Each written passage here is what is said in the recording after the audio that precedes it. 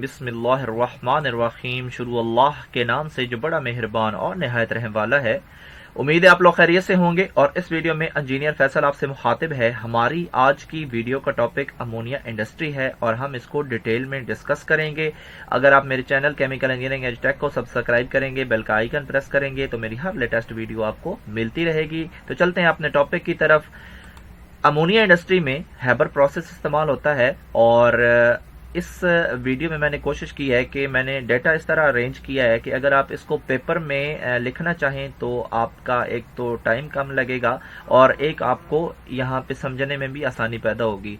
तो इसके जो हैबर प्रोसेस में जो रॉ मटेरियल है ये दोनों गैसेस हैं, एक नाइट्रोजन है एक हाइड्रोजन है। इनके सामने मैंने इनके सोर्सेज लिख दिए हैं। जो नाइट्रोजन है वो तो हवा से हासिल होती है क्योंकि हवा में 78% नाइट्रोजन होती है और हाइड्रोजन हासिल करने के दो प्रोसेस हैं, एक तो नेचुरल गैस से भी हासिल हो सकती है, एक इलेक्ट्रोलाइसिस से भी हासिल हो सकती है। वो ममालिक जहां पे नेचुरल गैस के ज़खायर ज्यादा हैं वहां पे यही तरीका इस्तेमाल होता है और जहां पे बिजली की कॉस्ट कम है वहां पे इलेक्ट्रोलाइसिस भी हो सकती है।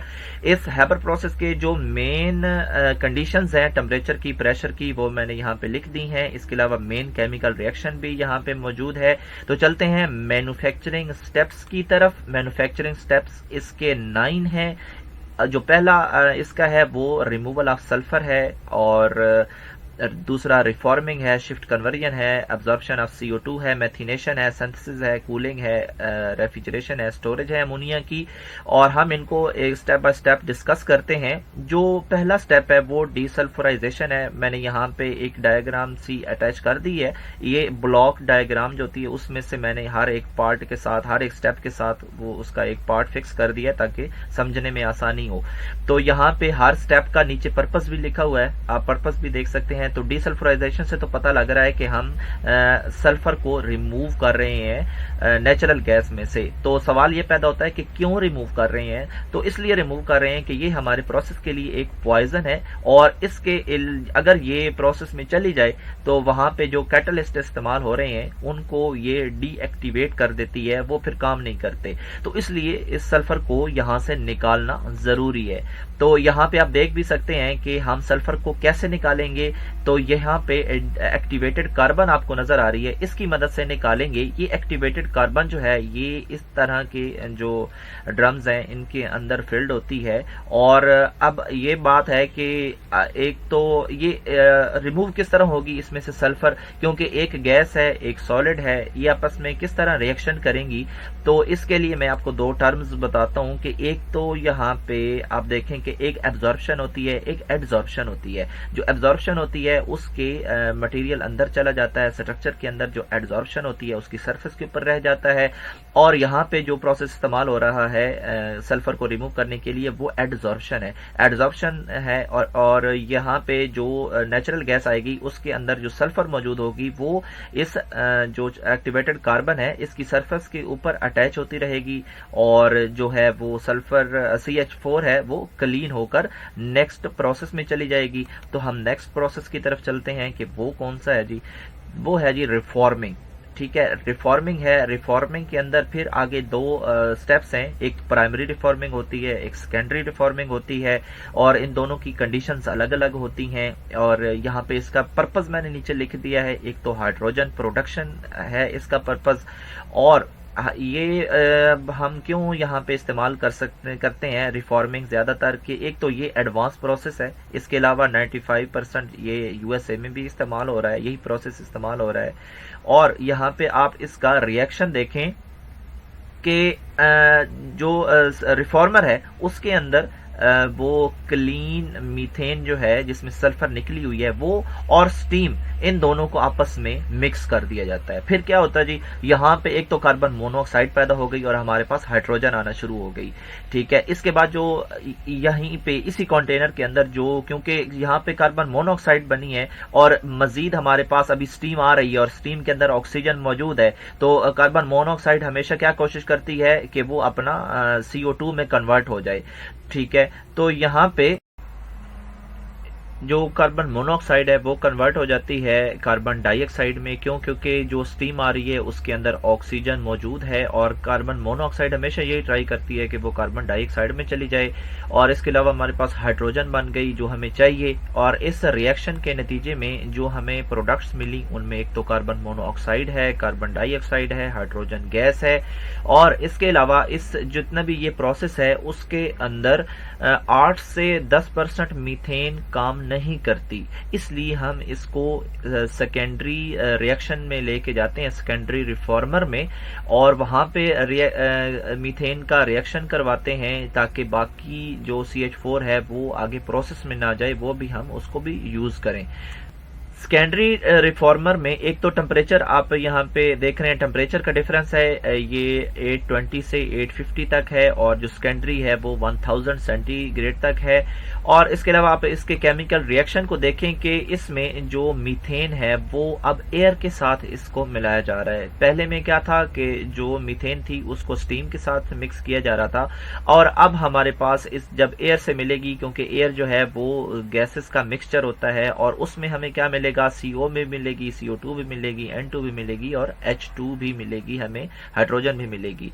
इस रिएक्शन की कंडीशंस मैंने लिख दी, इसमें कैटलिस्ट निकल इस्तेमाल हो रहा है, और फिर हमें इसके बाद हमें ये परसेंटेज मिलेगी जो हमारी गैसेस हैं, इसमें CO2 7.5% हमें मिलेगी, CO 12.5% मिलेगी, और मीथेन हमारे पास 0.3% मिलेगी। अब देखें कि ये CH4 जो है ये 0.3% पे चली गई है, यानी कि ये मैक्सिमम कंज्यूम हो चुकी है सेकेंडरी रिफॉर्मर में आने के बाद। यहाँ पे जो गैसेस की परसेंटेज है इनको आप काउंट करें तो ये 12 और 7 और 0.3 को जमा करेंगे और 100 में से मनफी कर देंगे, और बाकी जितनी भी होगी वो हमारे पास हाइड्रोजन और नाइट्रोजन दोनों गैसेस होंगी। यहाँ डायग्राम में देखें कि ये कितना कॉम्प्लिकेटेड प्रोसेस है, और ये काम यहाँ पे हो रहा होता है। हमारे थर्ड स्टेप का नाम शिफ्ट कन्वर्जन है, और शिफ्ट कन्वर्जन 2 स्टेप्स में हो रहा है। यहाँ पे आप इसकी जो ब्लॉक डायग्राम है उसकी इमेज में देखें कि यहाँ पे एक तो हाई टेम्परेचर शिफ्ट कन्वर्जन है, एक लो टेम्परेचर शिफ्ट कन्वर्जन है। तो ये शिफ्ट कन्वर्जन का पर्पज़ क्या है? असल पर्पज़ इसका ये है कि जो प्रीवियस सेक्शन से हमारे पास कार्बन मोनोऑक्साइड आ रही है, हमने उसको कार्बन डाइऑक्साइड में कन्वर्ट करना है, और जो कार्बन मोनोऑक्साइड आ रही है वो हमारे पास उसकी परसेंटेज कितनी है? 12.5% कार्बन मोनोऑक्साइड आ रही है, और हमने इसको रिड्यूस करना है। तो हम इसको 2 स्टेप से गुजारेंगे, एक तो हाई टेम्परेचर शिफ्ट कन्वर्जन और एक लो टेम्परेचर शिफ्ट कन्वर्जन। दोनों की अपनी अपनी कंडीशंस हैं। जो हाई टेम्परेचर शिफ्ट कन्वर्जन है, यहाँ पे आप बॉक्स में देखें कि इसमें इसका जो टेम्परेचर है वो 400 सेंटीग्रेड है, और इसमें फेरियम ऑक्साइड और क्रोमियम ऑक्साइड इसका कैटलिस्ट इस्तेमाल हुआ है। और यहाँ पे आप देखें कि इसका जो रिएक्शन है उसमें आप देखें कि यहाँ पे जो कार्बन मोनोऑक्साइड है वो H2O, यानी कि ये H2O स्टीम की फॉर्म है, इसके साथ मिल रही है। और इसमें जो कार्बन मोनोऑक्साइड है इसके लिए हमें मज़ीद ऑक्सीजन चाहिए, और इस जो H2O स्टीम है इसके अंदर ऑक्सीजन मौजूद है, तो ये उसको कार्बन डाइऑक्साइड में कन्वर्ट कर देगी, और ख़ुद ये कार्बन मोनोऑक्साइड रिड्यूस होकर हमारे पास 3.1% रह जाएगी, जो कि हमारे पास पहले 12.5% थी। तो इस तरह हमने इसकी जो अमाउंट थी उसको कम कर दिया। अब हम इसको लो टेम्परेचर शिफ्ट कन्वर्जन की तरफ लेके जाएंगे, लेकिन दरमियान में आप यहाँ पे देख रहे हैं इसकी डायग्राम में कि कूलर अवेलेबल है, तो इसका जो टेम्परेचर है हम रिड्यूस करेंगे, और फिर हम इसको लो टेम्परेचर शिफ्ट कन्वर्जन में लेके जाएंगे। और लो टेम्परेचर शिफ्ट कन्वर्जन के जो टेम्परेचर है यहाँ पे 250 है, और इसमें कैटलिस्ट जो है वो कॉपर और जिंक ऑक्साइड है। यहाँ पे आप इसके रिएक्शन की तरफ देखें कि यहाँ पे भी कार्बन मोनोऑक्साइड है और वो स्टीम के साथ मिल रही है। हमने इस कार्बन मोनोऑक्साइड को अगेन ऑक्सीजन प्रोवाइड करके इसको कार्बन डाइऑक्साइड में कन्वर्ट करना है, और इसी तरह फिर इस कार्बन मोनोऑक्साइड की जो अमाउंट होगी वो रिड्यूस हो जाएगी। और यहाँ पे आप देख रहे हैं 0.5%, हमने 12.5% से कम करके उसको 0.5% तक लेके आ चुके हैं। तो मज़ीद हम आगे नेक्स्ट प्रोसेस की तरफ चलेंगे। हमारा fourth step absorption of CO2 gas है और इसका पर्पस क्या है? इसका पर्पस ये है कि हमने separation of CO2 from mixture of gases, CO2 को निकालना है गैसेस के मिक्सचर से। कौन सा गैसेस का मिक्सचर? जो कि प्रीवियस सेक्शन से आ रहा है। उनमें कितनी कार्बन डाइऑक्साइड मौजूद होती है? 17.5% उसकी कंसंट्रेशन होगी उस मिक्सचर में। कैसे रिमूव करेंगे? यहाँ पे आप ब्लॉक डायग्राम के थ्रू देखें, यहाँ पे दो सेक्शन बने हुए हैं। एक बॉक्स में रिमूवल ऑफ CO2 कैटाकैब सोल्यूशन और नीचे स्ट्रिपिंग लिखा हुआ है। तो ऊपर वाले में क्या होता है कि एक तो हम जो लिक्विड होता है ये कैटाकैब सोल्यूशन, जिसमें हमने CO2 को अब्जॉर्ब करवाना होता है, एक ये होता है। और ये जो टावर है उसके जो ऊपर वाली साइड होती है, जो उसका टॉप होता है, वहाँ से उसको शावर किया जाता है ड्रॉप्स की सूरत में। और फिर जो नीचे उसका बॉटम होता है वहाँ से गैसेस एंटर की जाती हैं, क्योंकि गैस की प्रॉपर्टी है उसने हाइट की तरफ जाना है और लिक्विड की प्रॉपर्टी क्या है कि उसने नीचे की तरफ आना है अपनी ग्रेविटी की वजह से, वेट की वजह से। और इस तरह इनका काउंटर करंट आपस में रिएक्शन करवाया जाता है, यानी कि इनको एक दूसरे के साथ मिक्स करवाया जाता है। और इसी मिक्सिंग के दौरान जो मिक्सचर में हमारे CO2 गैस होती है वो उस जो लिक्विड होता है उसके अंदर एब्जॉर्ब हो जाती है।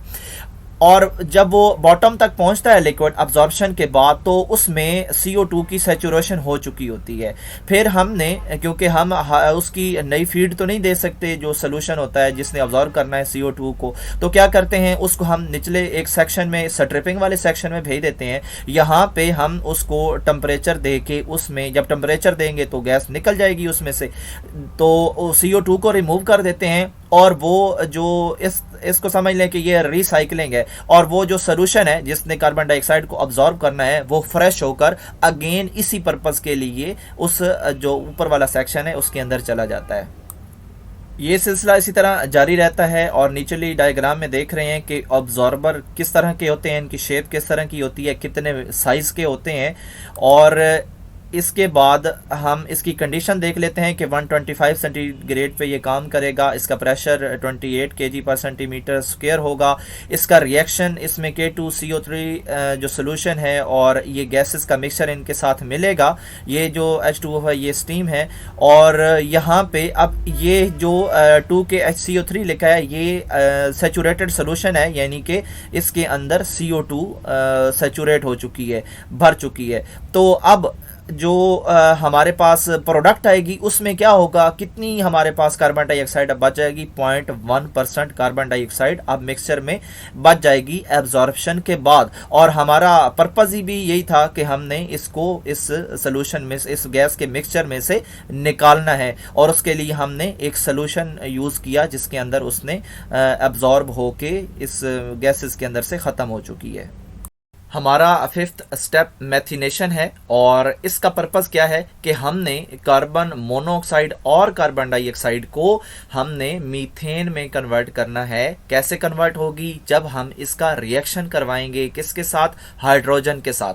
तो ये देख लेते हैं इनकी रिएक्शन की कंडीशंस हैं। टेम्परेचर है 315 से 320 सेंटीग्रेड तक और कैटलिस्ट इसमें निकल इस्तेमाल होगा। इसका जो रिएक्शन है उसको देखें कि यहाँ पे कार्बन मोनोऑक्साइड है और उसको हम हाइड्रोजन के साथ रिएक्शन करवा रहे हैं, तो हमें क्या मिल रहा है? यहाँ पे हमें मीथेन मिल रही है, CH4 यानी कि मीथेन मिल रही है। और यही हमारी डिजायर्ड प्रोडक्ट थी। और इसी तरह हम CO2 को भी हाइड्रोजन प्रोवाइड करके इसको हम मीथेन में कन्वर्ट करेंगे। और इसलिए क्योंकि यहाँ पे मीथेन की प्रोडक्शन हो रही है तो इसी स्टेप का नाम मेथिनेशन है। और ये जो मीथेन प्रोड्यूस होगी इसको हम दोबारा रिसाइकल करेंगे। ठीक है, इसके बाद हम नेक्स्ट स्टेप की तरफ चलते हैं और वो है जी हमारा कंप्रेशन ऑफ सिंथेसिस गैस। तो ये जो गैस मेथिनेशन में हमारे पास आएगी उसको हम एक तो उसका टेम्परेचर कूल करेंगे, टेम्परेचर रिड्यूस करेंगे, 38 सेंटीग्रेड तक लेके जाएंगे और उसके बाद उसकी कंप्रेशन करेंगे। अच्छा जी, अब हम कंप्रेशन इस सब स्टेप में क्यों कर रहे हैं? इसलिए कर रहे हैं क्योंकि गैसेस ने रिएक्शन करना होता है और गैसेस तब रिएक्शन करती हैं जब उनके अंदर प्रेशर होता है। तो ये प्रेशर हम कैसे क्रिएट करेंगे, ये हम टू स्टेज यानी कि जो कंप्रेसर होते हैं उसमें से इसको पास करेंगे। तो जो हमारा नॉर्मल पीछे से आ रहा है गैसेस का मिक्सचर, वो किस प्रेशर पे आ रहा है, 26 पे। तो फिर हम जो टू स्टेज इस्तेमाल करेंगे, वो एक स्टेज उसको 70 तक और एक उसको 154 तक लेके जाएगी। और यहाँ पे आप देख रहे हैं यहाँ पे कूलर का इस्तेमाल हुआ है। कूलर यहाँ पे टू स्टेज कंप्रेसर में इसलिए इस्तेमाल होता है, जब हम किसी भी गैस को कंप्रेस करते हैं तो उसके जो मॉलिक्यूल्स होते हैं उनकी मोशन बढ़ जाती है। जब मोशन बढ़ती है तो हीट बढ़ जाती है, जब हीट बढ़ती है तो वो गर्म हो जाती है। और फिर क्या है कि उसको नेक्स्ट स्टेज में इंटर करने से पहले हम उसको कूल करते हैं और अगेन उसका प्रेशर इंक्रीज करते हैं। तो यहाँ पे इसलिए कूलर इस्तेमाल हुआ है। और यहाँ पे हम इसको 154 तक लेके जाएंगे ताकि जो सिंथेसिस है, जो कि यहाँ पे अमोनिया गैस बननी है, उस कन्वर्टर में जाने से पहले इसके अंदर प्रेशर मौजूद हो। तो ये स्टेप यहाँ पे इसलिए है। 7th स्टेप हमारा अमोनिया सिंथेसिस का है और इसका पर्पस क्या है कि formation of ammonia by combining N2 and H2। तो इन दोनों गैसेस की मिलने की वजह से अब हमारे पास अमोनिया बनना स्टार्ट होगी, जो कि हमारा मेन मकसद था। और इस प्रोसेस की कुछ कंडीशंस हैं। कंडीशन टेम्परेचर की हैं और उसमें हमें टेम्परेचर 400 टू 450 सेंटीग्रेड तक रखना पड़ेगा। अगर तो इस टेम्परेचर इससे ज़्यादा होगा तो हमारा जो कैटलिस्ट है वो अनएफिशिएंट हो जाएगा। और इसका जो मेन रिएक्शन है वो आप देखें कि N2 + 3H2 आपस में मिलकर अमोनिया बना रहे हैं। अब उस कन्वर्टर में कितनी अमोनिया बन रही है इन दोनों गैसों के मिलने की वजह से, 12 टू 14% अमोनिया हमारे पास बन रही है। ये क्या है, ये एक एक्सोथर्मिक रिएक्शन है। इसका हमें टेम्परेचर कंट्रोल रखना पड़ेगा और फाइनल जो हमें रिजल्ट मिलेगा वो हमारे पास एक तो अमोनिया होगा और एक हमारे पास H2 + N2 भी उस मिक्सचर के अंदर मौजूद होगी जिसमें हम अमोनिया बन रहा है। तो अब हमारा जो नेक्स्ट स्टेप होगा वो सेपरेशन का होगा। और सेपरेशन हम किस तरह करेंगे, उसकी कूलिंग की मदद से करेंगे। तो नेक्स्ट स्टेप हमारा जी आप देख रहे हैं जो है वो कूलिंग एंड लिक्विफिकेशन है। और इसका पर्पस क्या है, अमोनिया को N2 और H2O से अलहदा करना, H2 से अलहदा करना। तो हमारा जो इसके प्रोसेस का जो टेम्परेचर है वो -32 सेंटीग्रेड है। और इस टेम्परेचर पे आके हमारी जो अमोनिया होगी वो लिक्विड में चली जाएगी और बाकी दो गैसेस ही रहेंगी, N2 और H2। और लिक्विड और फिर गैस को सेपरेट करना तो मुश्किल नहीं। जो गैसेस हैं उनको हम दोबारा रिसाइकल करेंगे इसी कन्वर्टर में, क्योंकि वो कंप्लीटली तौर पे तो अमोनिया में कन्वर्ट नहीं हुई। जो बाकी बच गई हैं वो दोबारा उनको हम इसी तरह रिसाइकल करते रहेंगे ताकि वो हमें अमोनिया देती रहें। और ये था इसका प्रोसेस। 9th स्टेप जो है वो हमारा अमोनिया रेफ्रिजरेशन एंड स्टोरेज है। अब हमारे पास अमोनिया लिक्विड हालत में आ चुकी है, हमने उसे स्टोर करना है। और किसके ज़रिए करना है, रेफ्रिजरेशन के ज़रिए हम उसको स्टोर करेंगे। हमारा जो टेम्परेचर है वो -34 सेंटीग्रेड तक हम उसको लेके जाएंगे और प्रेशर तो हम 0 ही रखेंगे। और after storage of ammonia, vapours of ammonia again. तो क्योंकि ये जो कूलिंग का प्रोसेस है इसमें क्योंकि हमें -32 -34 तक हमें अमोनिया हासिल हो रही है, तो ये एक कूलिंग मीडिया के तौर पर हम इसको रिसाइकल कर देंगे। और हमें जो कूलिंग के अमल में हमारा कूलेंट होगा वो यही यूज़ होगा। और ये जो गैसेस का मिक्सचर आता जाएगा और इसी कूलिंग सिस्टम के ज़रिए हम अपनी जो रिक्वायर्ड अमोनिया है उसको सेपरेट करते रहेंगे। तो ये थी हमारी अमोनिया इंडस्ट्री। उम्मीद है आपको स्टेप बाय स्टेप समझ भी आ गई होगी और आपको पसंद भी आया होगा लेक्चर। आप मेरे channel chemical engineering edge tech को सब्सक्राइब करना, बेल का आइकन प्रेस करना, दोस्तों को शेयर करना हरगिज़ मत भूलिएगा, ताकि मेरी हर लेटेस्ट वीडियो आपको मिलती रहे। अपना कीमती वक्त देने का बहुत बहुत शुक्रिया। अल्लाह नेगेबान।